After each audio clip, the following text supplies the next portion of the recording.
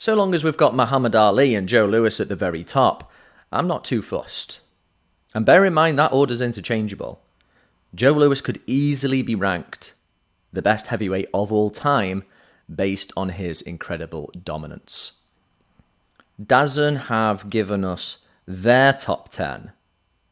It's not in order. And on it we see, for some bizarre reason, Tyson Luke Fury. Well, I say bizarre, I think we know why Fury is on it.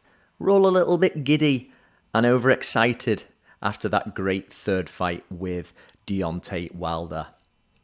But Tyson Fury and his era has still yet to fully unfold.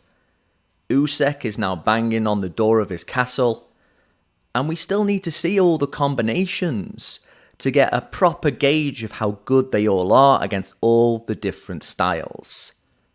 Even if Fury were to pick up a loss here or there, depending on how he loses, also goes into his greatness.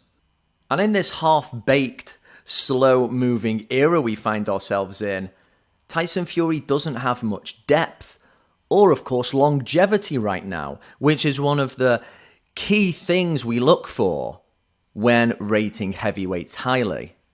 If there's any sort of trend I've noticed down the years for the number 3 spot after Ali and Lewis, it's been the likes of Larry Holmes and Lennox Lewis, guys who had many defenses, who fought pretty much everybody in their eras, kings who regularly defended the castle.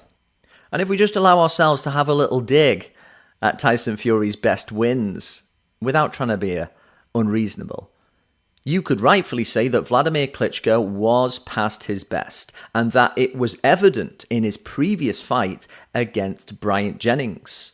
So, tremendous upset, yes, still a great win, but it wasn't like he ripped the crown away from some guy who was in full stride. And Deontay Wilder, if that guy doesn't add anything else to his resume, and he just fades away now, which seems likely, history is not going to remember him very fondly. Now, I wasn't a fan of Vladimir Klitschko. I didn't like his style. I think it should have been penalised more often. And I don't like the way he got his bigger bro Vitaly to sort out Corey Sanders for him. That was his mess. He should have cleaned up the milk. But he was very dominant. Lots of defences. So you got to say, hey, not too shabby, regardless of what you think of the opposition.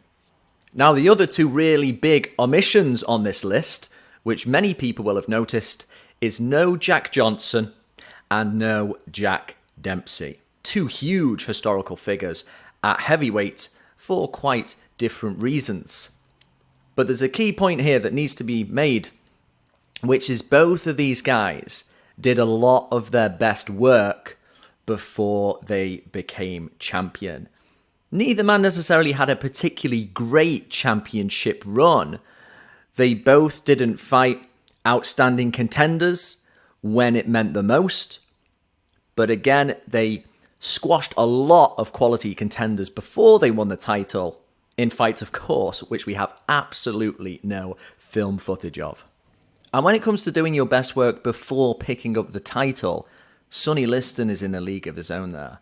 This is a guy who flattened the division before he became the brief and unloved champion that history predominantly remembers. Liston flattened the division in a way that probably Tyson Fury is never going to, squashing the likes of Zora Foley, Cleveland Williams, taking out guys that Floyd Patterson should have been defending against. So he became a brief champion, he loses to Cassius Clay, and he fades away. But look at that body of work beforehand. Does Tyson Fury really have a better record than his? These are some serious considerations. Max Schmeling expertly plotted the downfall of a young Joe Louis. Kenny Norton gave Muhammad Ali hell 3 times and gave hell to a prime Larry Holmes. You could say he deserved to win all 4 of those fights, and it wouldn't be preposterous. And Riddick Bowe is the winner of a much more impressive trilogy against Evander Holyfield. Can we honestly say that Tyson Fury deserves to rank above those guys? Or is his inclusion in DAZN'S top 10 more a symptom of the climate that we're in, the hype. We're kind of saying we believe in him, that ultimately when the dust settles, he is going to be there. But let's let that dust settle first, shall we? Because it's not really a question of faith. Most of us have Tyson Fury number one. Rightfully so. And if he were to come into the ring in shape against Alexander Usyk, I would have to favour the Gypsy King, even if it wasn't by a lot. But in order to be remembered in a way that I think he might want to be remembered, because he flips between boastful and humble, but most guys, when you put that effort in, when you make those sacrifices, when you are that good, you do want to be remembered beyond the mortal coil. And in order for him to do so, as time goes by, he needs to be active. Tyson Fury understands history. He's respectful of it. Well, you have got to start defending that keep then, my man. That is the real essence of being the king of the castle. Because it's not always the person who you think is going to bring about somebody's downfall who ends up turning the trick. There is an ever-present chaotic element in the ring. You're always dancing with the flames. There are some losses with the great heavyweight champions that don't seem to make sense, that the fanboys always have to rationalise, make excuses for. Jack Dempsey got stiffed in a round by Jim Flynn. Lennox Lewis, of course, got done by one punch twice. It can be a bit ugly. It doesn't always happen. But it's reminders of what can happen when you continually put yourself in the ring at the world level. And so on the flip side, when we don't make those considerations, when we gaze at that oh-so-pretty undefeated record and let it startle us, as it seems to hint at something more than just a very capable athlete, it's very easy to assume, caught up in the moment of that last victory being so exciting, that we are part of something special now. This is one of the top 10 heavyweights of all time. But we have got to bring it back a bit. We have got to use Tyson Fury's own acknowledgement and respect for the past to ground ourselves and go, hang on a minute. You're pretty damn good, but you're not that good. Not just yet.